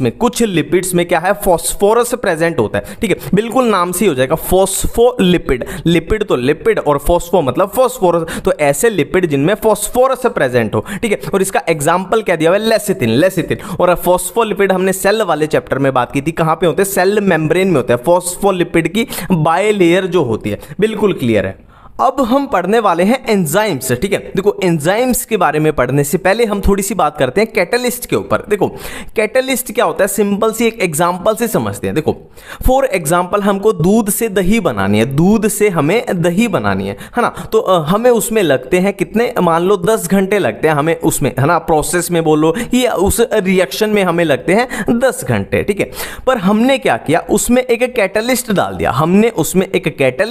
दिया, तो कैटलिस्ट से क्या हुआ, रेट ऑफ रिएक्शन इंक्रीज हो गया, मतलब जो रिएक्शन की स्पीड थी, रिएक्शन की वेलोसिटी थी वो इंक्रीज होगी। मतलब जो दूध से दही नॉर्मल कंडीशन में 10 घंटे में बन रही थी वो कैटलिस्ट के प्रेजेंस में फॉर एग्जांपल 20 मिनट में ही बन गई। ठीक है, तो कैटलिस्ट ने क्या किया, एक तरीके से रिएक्शन की स्पीड को बढ़ा दिया। ठीक है, एक कैटलिस्ट में बहुत इंपॉर्टेंट पॉइंट आता है कि कैटलिस्ट की रिएक्शन के अंदर इन्वॉल्वमेंट बोल लो या इंटरफेरेंस बोल लो, बिल्कुल जीरो होती है ना। इसका क्या मतलब है, देखो हम 10 घंटे में जो दूध से दही बना रहे थे, जो नेचुरल तरीके से बना रहे थे, तो जिस टेस्ट की, जिस क्वालिटी की दही 10 घंटे में बन रही थी, कैटलिस्ट का यूज करने पर भी बिल्कुल सेम वैसे ही टेस्ट की, वैसे ही क्वालिटी की दही बनेगी। मतलब दही के टेस्ट में कैटलिस्ट की वजह से कोई भी चेंज नहीं आएगा, है ना। क्यों नहीं आएगा, क्योंकि कैटलिस्ट रिएक्शन की स्पीड को बढ़ाता है, उसमें इन्वॉल्व नहीं होता, मतलब उसमें इंटरफेयर बिल्कुल भी नहीं करता। ठीक है, अब कैटलिस्ट हम केमिस्ट्री में भी पढ़ते हैं, हम बायोलॉजी में भी पढ़ते हैं। ठीक है, केमिस्ट्री के हम यहां ज्यादा करने नहीं वाले क्योंकि वो तो अपने इनऑर्गेनिक और उसमें आ जाते हैं। ठीक, हमें बायोलॉजी के पढ़ने हैं, और बायोलॉजी के अंदर जो कैटलिस्ट यूज होते हैं उनको क्या बोलते हैं, एंजाइम। सिंपल सी बात है, एंजाइम क्या होते हैं, बायोलॉजिकल कैटलिस्ट। इतनी बातें बिल्कुल सिंपल सी हैं। ठीक है, अब आगे चलते हैं। देखो अब हमें क्या पढ़ना है, एंजाइम पढ़ते हैं। देखो अब एनसीईआरटी में साफ साफ लिखा हुआ है कि जो एंजाइम्स होते हैं वो ऑलमोस्ट प्रोटीन होते हैं। ठीक है, ऑलमोस्ट सारे एंजाइम्स किस नेचर के होते हैं, प्रोटीन नेचर के होते हैं। बट कुछ एंजाइम कैसे होते हैं, न्यूक्लिक एसिड नेचर के होते हैं, और इसका एग्जांपल भी दिया हुआ है क्या, राइबोजाइम। ठीक है, मैं फिर से रिपीट करता हूं, ऑलमोस्ट सारे एंजाइम किस नेचर के होते हैं, प्रोटीन नेचर के होते हैं। बट कुछ एक्सेप्शन है इसमें जो न्यूक्लिक एसिड से बने होते हैं, जैसे कि राइबोजाइम। ठीक है, अब देखो मैंने एंजाइम की डिवीजन पे ये एक ऐसा चार्ट तैयार किया जिससे आपकी एनसीईआरटी की सारी कंफ्यूजन दूर हो जाएंगी। ठीक है, एक एक पॉइंट जो कंफ्यूजिंग था ना सारा कवर हो जाएगा। देखो एंजाइम्स हमारे पास दो टाइप के होते हैं, simple protein enzyme and complex protein enzyme. और कॉम्प्लेक्स प्रोटीन एंजाइम का ही दूसरा नाम क्या है, होलो एंजाइम। बिल्कुल क्लियर है। ठीक है, अब नाम से ही कवर हो रहा है कि सिंपल प्रोटीन एंजाइम में क्या होगा, सिर्फ और सिर्फ 100% प्रोटीन होगा, मतलब प्योर प्रोटीन 100% 100% प्रोटीन, सिर्फ और सिर्फ प्रोटीन होगा। और ये कॉम्प्लेक्स मतलब नाम से ही पता लग रहा है, इसमें प्रोटीन के साथ एक नॉन प्रोटीन पार्ट भी होता है। देखो हमने क्या बात की थी कि एंजाइम जो ऑलमोस्ट सारे एंजाइम प्रोटीन नेचर के होते हैं, तो हम इनके बारे में पढ़ रहे हैं, है ना। ठीक बात है, ठीक है। तो सिंपल प्रोटीन जो सारा प्रोटीन के मिलकर बनाओ, और कॉम्प्लेक्स प्रोटीन या होलो एंजाइम जिसमें प्रोटीन के साथ नॉन प्रोटीन पार्ट भी हो, ठीक है। तो कॉम्प्लेक्स प्रोटीन में क्या है, एक प्रोटीन पार्ट है और एक क्या है, नॉन प्रोटीन पार्ट, ठीक है। तो प्रोटीन पार्ट को क्या बोलते हैं, एपो एंजाइम, और नॉन प्रोटीन पार्ट को क्या बोलते हैं, कोफैक्टर। अब यहां पे 20 स्टार 30 स्टार लगा लो, क्योंकि मेरे को अच्छे तरीके से पता है कि आप होलो एंजाइम, कोफैक्टर और एपो एंजाइम इनमें कंफ्यूज होने वाले हो, ठीक है। बिल्कुल क्लियर होना है, एक एक वर्ड क्लियर होना है, ठीक है। अब नॉन प्रोटीन पार्ट या कोफैक्टर जो है वो ऑर्गेनिक भी हो सकता है, वो इनऑर्गेनिक भी हो सकता है, ठीक है। वो ऑर्गेनिक भी हो सकता है, वो इनऑर्गेनिक भी हो सकता है। तो इनऑर्गेनिक होगा तो क्या हो जाएगा, मेटल आयंस। देखो मेटल के आयंस कहां पे होते हैं, इनऑर्गेनिक केमिस्ट्री में होते हैं, सिंपल सी बात है, ठीक है। और ऑर्गेनिक जब होगा तो ऑर्गेनिक होने की भी दो पॉसिबिलिटी है, या तो टाइटली बाउंडेड होगा या लूजली बाउंडेड होगा। टाइटली बाउंडेड होगा तो क्या होगा, प्रोस्थेटिक ग्रुप, और लूजली बाउंडेड होगा तो क्या हो जाएगा, कोएंजाइम्स। मैं फिर से बोल रहा हूं, आप इन सब में कंफ्यूज होते थे आज तक, मेरे को अच्छे तरीके से पता है, क्योंकि मैं भी होता था। ये holo enzyme, apo enzyme, cofactor, coenzyme, है ना। ऐसा लगता है कि कोएंजाइम यहां पे आना चाहिए, कोफैक्टर यहां पे आना चाहिए। तो ये बिल्कुल क्लियर रखना। देखो एंजाइम दो टाइप के, सिंपल प्रोटीन जो सिर्फ और सिर्फ प्रोटीन से मिलकर बना है, और कॉम्प्लेक्स प्रोटीन या हेलो एंजाइम मतलब जिसमें प्रोटीन पार्ट भी है और नॉन प्रोटीन पार्ट भी है। प्रोटीन पार्ट का दूसरा नाम apo enzyme, non protein part का दूसरा नाम कोफैक्टर। बिल्कुल क्लियर है, ठीक है। अब नॉन प्रोटीन पार्ट ऑर्गेनिक भी हो सकता है, इनऑर्गेनिक भी हो सकता है, ठीक है। ऑर्गेनिक होने की दो पॉसिबिलिटी, या तो टाइटली बाउंडेड होगा जिसको बोल देंगे प्रोस्थेटिक ग्रुप, या लूजली बाउंडेड होगा जिसको बोल देंगे कोएंजाइम, और इनऑर्गेनिक होगा जब क्या बोल देंगे, मेटल आयंस, ठीक है। अब एनसीईआरटी की, अब यहां पे मैं एनसीईआरटी की बात कर रहा हूं, बिल्कुल एनसीईआरटी को कॉपी पेस्ट करेंगे। प्रोस्थेटिक ग्रुप है, देखो ये है प्रोस्थेटिक ग्रुप। प्रोस्थेटिक ग्रुप के एनसीईआरटी में एग्जांपल क्या दिया है, पर ऑक्सीडेज, कैटालेज एंड हीम, ठीक है। और कोएंजाइम के एनसीईआरटी के क्या एग्जांपल है, एनएडी और एनएडीपी, ठीक है। और मेटल आयन के जिंक। अब देखो एंजाइम्स काम कैसे करते हैं ना, ये रेट ऑफ रिएक्शन को इंक्रीज कैसे करते हैं ये हम देखते हैं, ठीक है। बिल्कुल देसी तरीके से, बिल्कुल सिंपल तरीके से समझेंगे, ठीक है। देखो हम जब प्रोटीन पढ़ रहे थे तो हमने प्रोटीन्स की स्ट्रक्चर की बात की थी, कि primary structure, secondary, tertiary, quaternary, ये स्ट्रक्चर्स की बात की थी।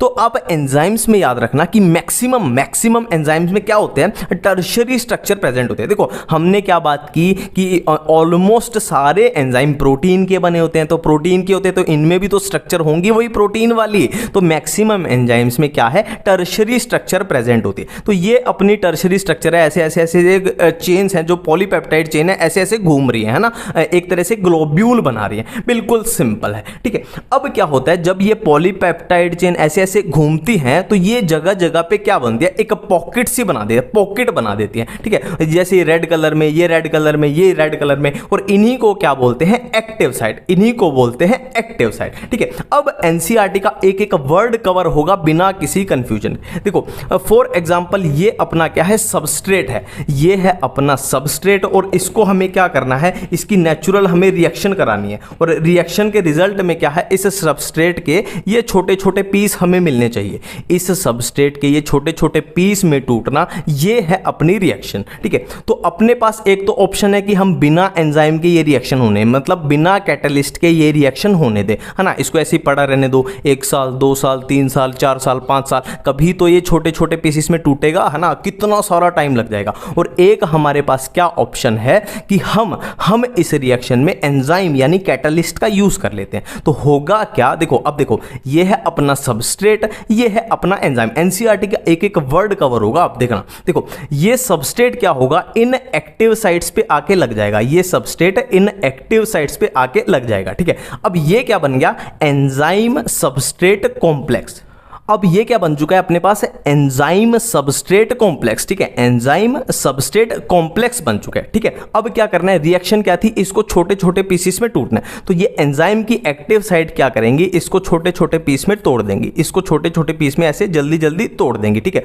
अब देखो इस रिएक्शन को नॉर्मली होने में 5, 10, 15 साल लग जाते, पर एंजाइम में क्या किया, इसको जल्दी से कर दिया, ठीक है। अब देखो ये हमारे पास क्या बन चुका है, प्रोडक्ट बन चुका है। पहले क्या था, एंजाइम सबस्ट्रेट कॉम्प्लेक्स, और ये अब क्या बन चुका है, एंजाइम पे क्या लगा हुआ है, प्रोडक्ट लगा हुआ है। तो ये क्या है, एंजाइम प्रोडक्ट कॉम्प्लेक्स। ये सारा एनसीईआरटी में दिया हुआ है, हम सिंपल तरीके से समझ रहे हैं। ये है एंजाइम प्रोडक्ट कॉम्प्लेक्स। अब क्या है, एंजाइम इसको रिलीज कर देगा, प्रोडक्ट को रिलीज कर देगा। क्यों कर देगा, क्योंकि सिंपल सी बात है, हमने किया था, एंजाइम कभी भी रिएक्शन का प्रोडक्ट क्या बना, उसमें इंटरफेयर कभी नहीं करता। ये बेचारा अपना सिंपल है, और ये अगली रिएक्शन के लिए अब तैयार है, ठीक है। ये अपना प्रोडक्ट तैयार हो चुका है, एंजाइम अलग, ये प्रोडक्ट अलग, अपनी रिएक्शन कंप्लीट है, और एंजाइम ने कभी भी इसमें इंटरफेयर नहीं किया। एंजाइम ने क्या किया है, सिर्फ और सिर्फ रिएक्शन के रेट को बढ़ाया है, रिएक्शन की वेलोसिटी को बढ़ाया है।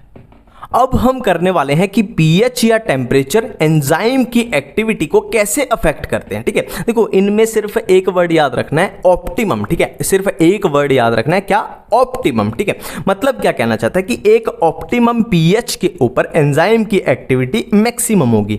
सेम टेम्परेचर के लिए कि एक ऑप्टिमम टेम्परेचर के ऊपर एंजाइम की एक्टिविटी मैक्सिमम होगी। बिल्कुल इतनी बातें क्लियर है। अब देखो फॉर एग्जांपल कि किसी एंजाइम की जो ऑप्टिमम पीएच है वो 7 है, मतलब 7 से नीचे भी वो क्या होगा, कम काम करेगा, और 7 से ऊपर भी वो कम काम करेगा, और 7 पे बहुत अच्छा काम करेगा। देखो ये पीक है पूरी, मान लो यहाँ पे 7 है, ये पीक है उसकी। सेम ऐसे टेम्परेचर के लिए फॉर एग्जांपल किसी भी एंजाइम का जो ऑप्टिमम टेम्परेचर है वो 25 डिग्री है, 25 डिग्री यहाँ पे आया, ठीक है। तो 25 डिग्री से नीचे भी वो कम काम करेगा, और 25 से ऊपर भी वो कम काम करेगा। बिल्कुल सिंपल तरीके से समझना है। अब देखो इस ग्राफ को कैसे समझना है, देखो यहाँ पे क्या है, अपना सबस्ट्रेट है, इधर अपना सबस्ट्रेट बढ़ता जा रहा है, और इधर क्या है, वेलोसिटी ऑफ रिएक्शन, मतलब या बोलो रेट ऑफ रिएक्शन इधर इंक्रीज होता जा रहा है, ठीक है। और एक बात हम ऑलरेडी कर चुके हैं कि एंजाइम क्या करता है, रेट ऑफ रिएक्शन को इंक्रीज करता है। एंजाइम क्या करता है, वेलोसिटी ऑफ रिएक्शन को इंक्रीज करता है। तो जितने ज्यादा एंजाइम होंगे उतनी ज्यादा क्या होगी, वेलोसिटी ऑफ रिएक्शन बढ़ेगी। सिंपल सी बात है, ठीक है। अब देखो ऐसा तो नहीं है हमारे पास अनलिमिटेड एंजाइम हो ना, ऐसा नहीं हो सकता ना। फॉर एग्जांपल हमारे पास सबस्ट्रेट तो हजारों में है, लाखों में है, ठीक है, और एंजाइम सिर्फ हमारे पास कितने हैं, 10 है, सिर्फ और सिर्फ 10 एंजाइम है, ठीक है। अब देखो एंजाइम का यूज यहां होना शुरू हुआ, यहां पे हमारा एक एंजाइम यूज हो गया, मतलब एंजाइम क्या करेगा, वेलोसिटी बढ़ाएगा, है ना। इधर सबस्ट्रेट है, इधर सबस्ट्रेट बढ़ते जा रहे हैं, इधर वेलोसिटी, ठीक है। यहां पे हमारा एक एंजाइम यूज हुआ, तो एक एंजाइम ने इतनी वेलोसिटी बढ़ाई, फिर 2 एंजाइम यूज है, उसने और वेलोसिटी बढ़ाई, फिर 3, फिर 4, फिर 5, फिर 6, है ना। यहां तक इतनी वेलोसिटी उसकी इंक्रीज होती जा रही है, क्योंकि एंजाइम का नंबर बढ़ता जा रहा है। सिंपल सी बात है, जितने ज्यादा एंजाइम उतनी ज्यादा वेलोसिटी बढ़ाएंगे। पर यहां पे इस पॉइंट पे क्या हुआ, हमारे पास सिर्फ 10 ही एंजाइम थे, तो हमारे 10 के 10 एंजाइम यहां पे ऑलरेडी बुक हो चुके हैं, मतलब इससे ज्यादा हमारे पास एंजाइम ही नहीं। अब क्या है, अपने पास सबस्ट्रेट ही सबस्ट्रेट है, तो यहां पे एंजाइम अपने खत्म हो गए, मतलब इससे ज्यादा क्या है, वेलोसिटी बढ़ ही नहीं पाएगी, है ना। एंजाइम ही नहीं आगे तो वेलोसिटी कैसे बढ़ेगी, एंजाइम ही तो थे जो वेलोसिटी बढ़ा रहे थे, तो यहां पे अपने एंजाइम खत्म हो गए। तो ये ग्राफ कुछ ये बोलना चाहता है। और ये वी मैक्स क्या है कि वी मैक्स मतलब वेलोसिटी मैक्सिमम, मतलब मैक्सिमम वेलोसिटी की ऐसी वेलोसिटी, है ना। वी मैक्स क्या बताएगी अपने को कि ऐसी वेलोसिटी जहां पे अपने सारे एंजाइम बुक हो चुके हैं, सारे एंजाइम अपने सबस्ट्रेट के साथ बुक हो चुके हैं, इससे ज्यादा वेलोसिटी नहीं बढ़ सकती, ठीक है। अब ये वी मैक्स बाई 2 करते हैं, ये क्या होता है, और यहां पे इसी पॉइंट पे ये है के एम, ये क्या होता है। देखो सिंपल सी बात है कि ऐसा पॉइंट हमें देखना है कि जहां पे मैक्सिमम वेलोसिटी की हाफ वेलोसिटी थी, ठीक है। ऐसा पॉइंट पकड़ लो कि जहां पे मैक्सिमम वेलोसिटी की हाफ वेलोसिटी हो, और उस पॉइंट पे जो सबस्ट्रेट की कंसंट्रेशन हुई, उस पॉइंट पे जो सबस्ट्रेट की कंसंट्रेशन है उसी को दर्शाता है, उसी को डिनोट करता है ये के एम, है ना। सिंपल सी बात है।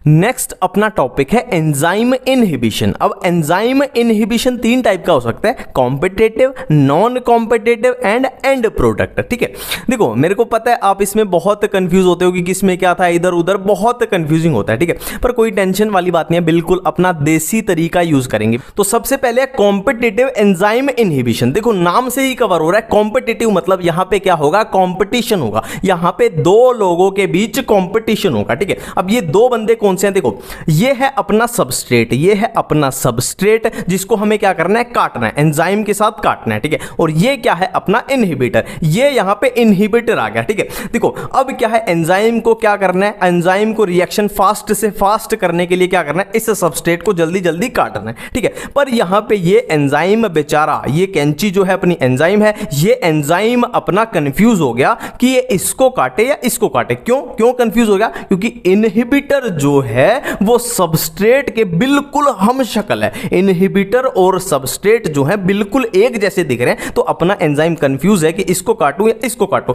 तो ये कई बार क्या करता है, ये कई बार क्या करेगा, गलती से इसको काट देगा, ये धोखे से इसको काट देगा, काटना था इसको काट दिया इसको। मतलब क्या है, अपना एंजाइम का सबस्ट्रेट पे यूज ही नहीं हो पाया, तो क्या हो जाएगी, जो रेट ऑफ रिएक्शन है वो कम रहेगी, बढ़ी नहीं पाएगी। मतलब क्या हुआ, एंजाइम का इनहिबिशन हो गया, एंजाइम का इनहिबिशन हो गया। तो कॉम्पिटिटिव बिल्कुल क्लियर है, कॉम्पिटिटिव बिल्कुल ही क्लियर है। ठीक है, अब नेक्स्ट है नॉन कॉम्पिटिटिव एंजाइम इनहिबिशन। अब इसके नाम से ही क्लियर हो रहा है कि इसमें कंपटीशन दो लोगों के बीच नहीं होगा। मतलब जैसे कॉम्पिटिटिव में सबस्ट्रेट और इनहिबिटर बिल्कुल एक जैसे दिख रहे थे, नॉन कॉम्पिटिटिव में सबस्ट्रेट और इनहिबिटर एक जैसे बिल्कुल भी नहीं दिखेंगे। ठीक है, तो कैसे होगा, तो इसमें एंजाइम इनहिबिशन कैसे होगी, देखो ये है अपना सबस्ट्रेट, ये है अपना सबस्ट्रेट और ये है अपना एंजाइम। और एंजाइम को क्या करना है, इसको जल्दी जल्दी से काटना है, इसको जल्दी जल्दी से काटना है। पर होगा क्या, इस एंजाइम के ऊपर ये क्या लग गया, ये इनहिबिटर लग गया। अब देखो इस इनहिबिटर ने क्या किया, एंजाइम को एक तरीके से ब्लॉक कर दिया, है ना, एंजाइम को एक तरीके से ब्लॉक कर दिया। नॉन कॉम्पिटिटिव समझो, एंजाइम की एक साइट पे इनहिबिटर आके लग गया, एंजाइम को कर दिया ब्लॉक। अब ये इसको काट ही नहीं पा रहा, मतलब रिएक्शन, रेट ऑफ रिएक्शन क्या है, कम है, एंजाइम का सही से यूज हो ही नहीं पा रहा। तो ये है नॉन कॉम्पिटिटिव इनहिबिशन। ठीक है, अब लास्ट वाला करते हैं, क्या है, एंड प्रोडक्ट इनहिबिशन। इसमें क्या होगा, देखो ये है अपना सबस्ट्रेट, ये है अपना सबस्ट्रेट, ये है एंजाइम। तो एंजाइम क्या करेगा, सबस्ट्रेट को ऐसे काटेगा, ये अपनी रिएक्शन हो रही है। अब क्या होगा, ये अपना क्या है, प्रोडक्ट है। ठीक है, ये अपने क्या बन रहे हैं, प्रोडक्ट बन रहे हैं। तो क्या होगा, प्रोडक्ट में से ही क्या होगा, ये आके इस पे इनहिबिटर बन जाएगा। ये प्रोडक्ट, जो प्रोडक्ट बना यही इनहिबिटर बन गया और इसने एंजाइम को ऐसे ब्लॉक कर दिया। अब ये क्या है, इसको काट ही नहीं पा रहा, ये इसको काट ही नहीं पा रहा, तो ये भी क्या होगी, इनहिबिशन। एंड प्रोडक्ट मतलब जो प्रोडक्ट बना उसी ने क्या की, इनहिबिशन की। ये सिंपल सा था।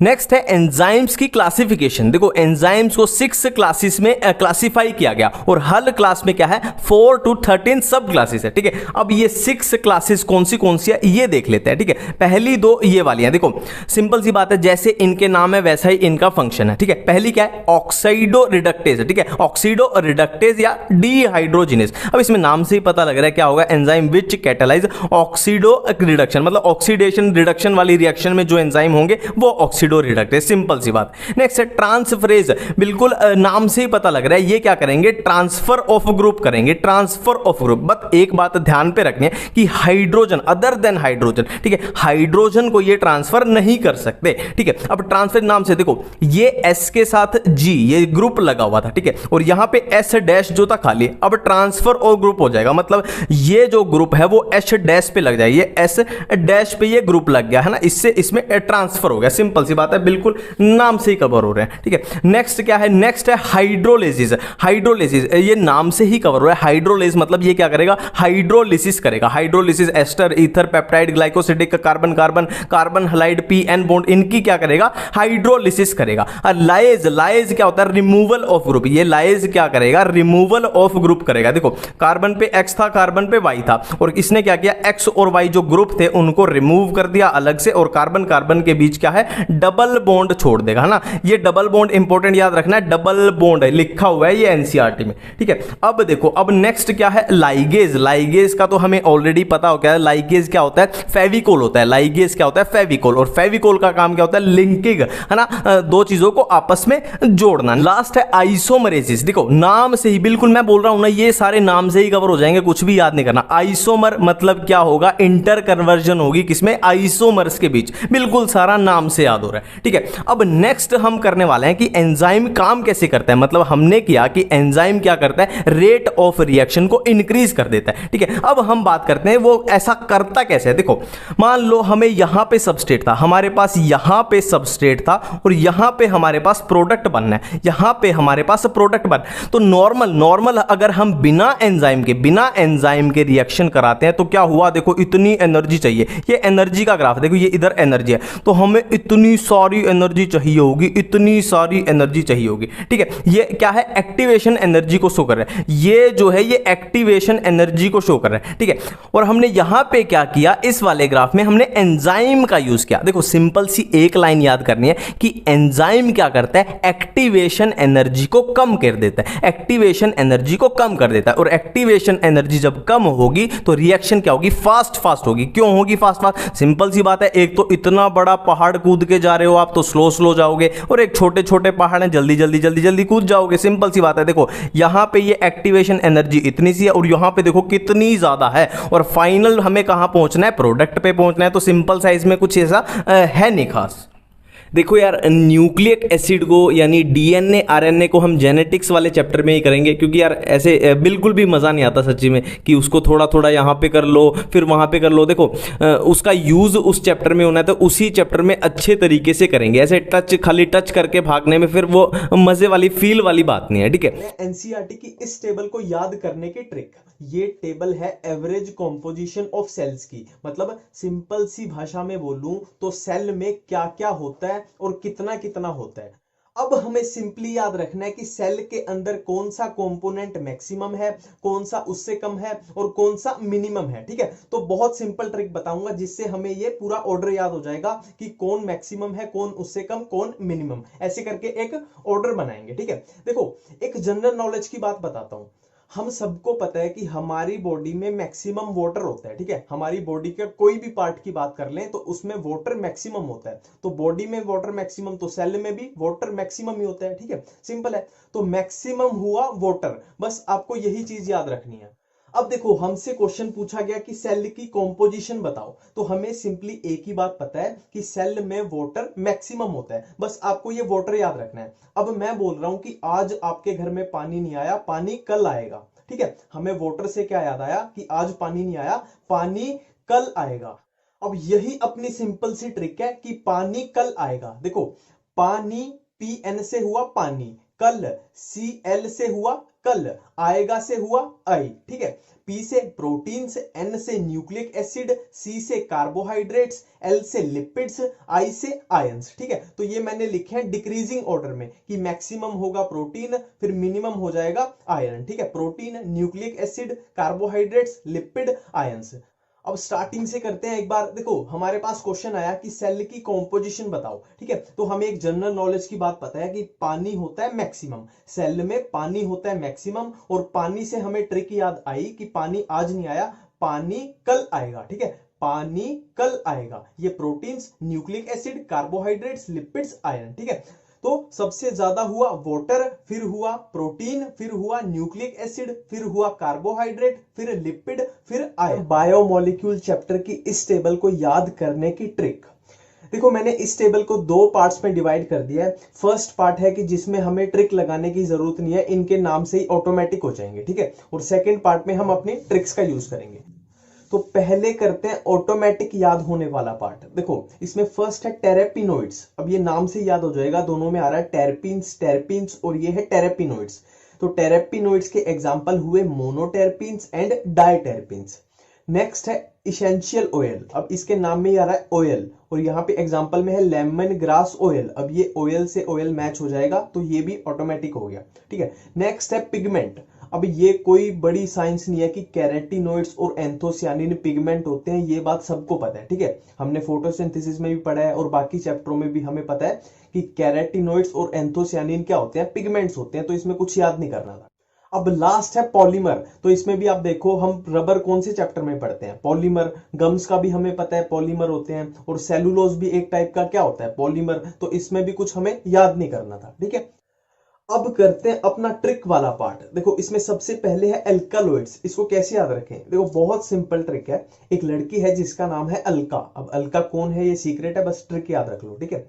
एक लड़की है जिसका नाम है अलका। अलका को मोर पसंद है, मोर जो बर्ड होता है, पिकॉक, ठीक है।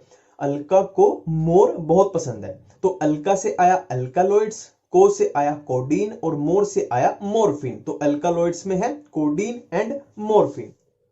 अब नेक्स्ट है लेक्टिन्स। देखो बहुत सिंपल ट्रिक है। आप कॉलेज में पढ़ते हो और आपको पता है कॉलेज में बच्चे कितना कम लेक्चर लगाते हैं, ठीक है। तो आप लेक्चर लगाने से पहले अपने दोस्तों से पूछ रहे हो कि लेक्चर कौन कौन लगाएगा, ठीक है।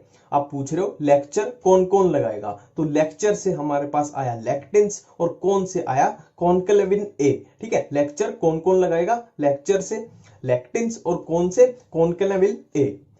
नेक्स्ट है ड्रग्स। देखो अगर कोई ड्रग्स लेता है तो आप उसको क्या एडवाइस दोगे, आप उसको एडवाइस दोगे कि ड्रग्स को डालो डस्टबिन में और हेल्दी चीजें खाया करो। हेल्दी चीजें जैसे ककम्बर, ठीक है। ड्रग्स को डालो डस्टबिन में और हेल्दी चीजें जैसे ककम्बर खाया करो। तो ड्रग्स से आया ड्रग्स, और डस्टबिन से याद आ जाएगा हमें विनब्लास्टिन, और ककम्बर से याद आएगा कुर्कुमिन, ठीक है। ड्रग्स से ड्रग्स, डस्टबिन से विनब्लास्टिन और ककम्बर से कुर्कुमिन। अब लास्ट है टॉक्सिन। देखो इसकी सबसे सिंपल ट्रिक है, सिंपली टार, जो रोड बनाने में यूज होता है। आपको पता है टार क्या होता है, रोड बनाने में यूज होता है, ठीक है। सिंपली टार। टी से टॉक्सिन, ए से अब्रिन और आर से राइसिन, ठीक है।